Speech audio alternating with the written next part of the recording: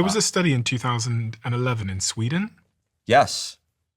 Is that linked to this? No, this is a completely different study, but that's also a very important study. So the Swedish study is groundbreaking.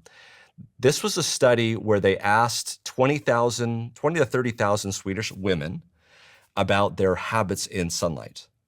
And they divided these women into three categories. Those women that did not get a lot of sun, those that got a moderate amount of sun, and those that got a lot of sun.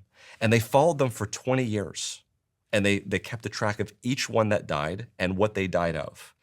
And when they were done with that, they were astonished because what they found was that the women who had spent the large amount of their time outside, or spent the most amount of time outside, had the least amount of mortality from cancer, from cardiovascular disease, and non-cardiovascular disease.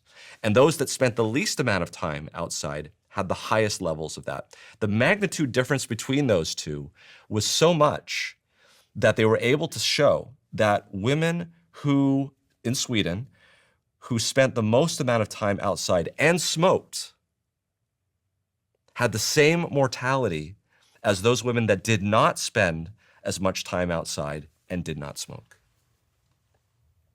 They were equal. They were equal. In other words, being in that category of not spending much time outside in the sun was the same risk factor for death as smoking.